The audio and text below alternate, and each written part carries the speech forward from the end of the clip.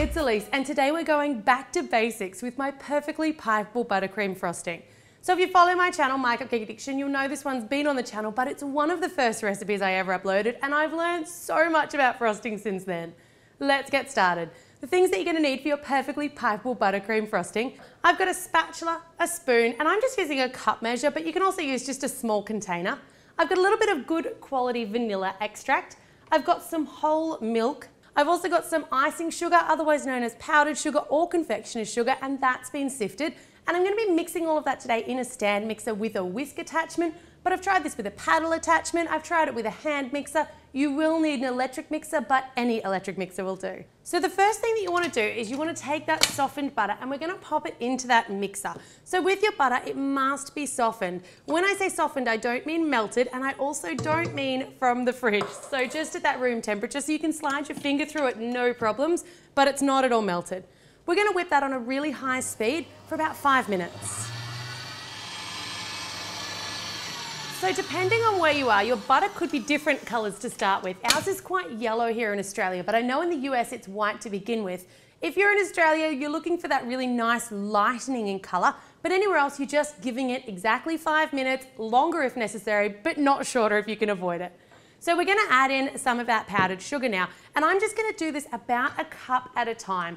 So the reason that I'm doing it in such small amounts is so that I can really give it a good beating in between each addition.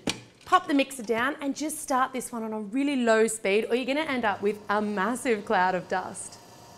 You want to give those about 2 minutes per each addition. So 2 minutes of beating now. Once it's started to incorporate on the low speed, turn it right up to high speed, 2 minutes, and then we'll add a little bit more.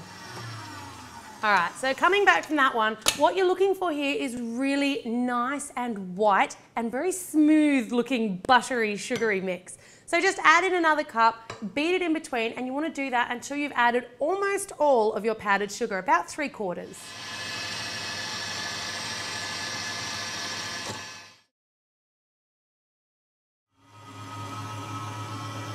As you come to the end of your adding, you're going to notice your buttercream starts to get a little bit kind of chunky. This is where your milk comes in. So first of all, I want you to add in your vanilla. And if you didn't want vanilla buttercream here, if you wanted strawberry or peppermint or any other flavour, you could just add in your flavouring essence in place of that vanilla. You're also going to add in a touch of milk. I'm going to put in about a teaspoon to begin with. So when you're coming to the perfectly pipeable buttercream frosting, your milk is the great equaliser. This milk is what's going to give you a firmer frosting or a smoother frosting. Now as that's mixing, I'm just keeping my eye on it and I'm going to add about another teaspoon of milk.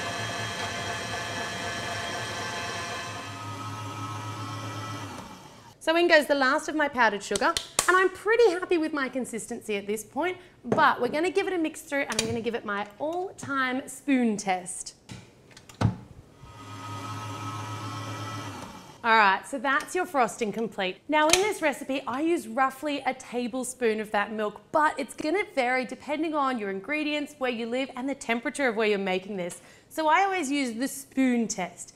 For me, I grab a nice spoon of that beautiful frosting, and if I can shake it and it's almost falling off, but you've really got to give it a hard shake to move it off the spoon, for me that's the perfectly pipeable consistency. I've made some things on my channel like buttercream roses, and you'll want that a little bit firmer, so add a bit less milk. So use that milk as your great equaliser.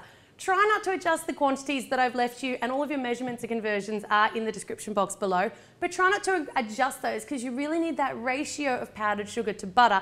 But if you need smoother frosting or softer frosting, then the milk is going to make it softer, and if you need firmer frosting for piping something like, say, a buttercream rose, then just take a little bit of that milk out. If you want to colour your buttercream frosting, you can do it at this point once it's completely made. That way you can colour it in smaller portions, and a gel colour or a paste is best. But if you must use liquid, eliminate a little bit of that milk or make a slightly firmer frosting to begin with. Your buttercream frosting is great at room temperature on the bench for about 3 days, depending on your climate. So a warmer climate, it's probably going to last a little bit less.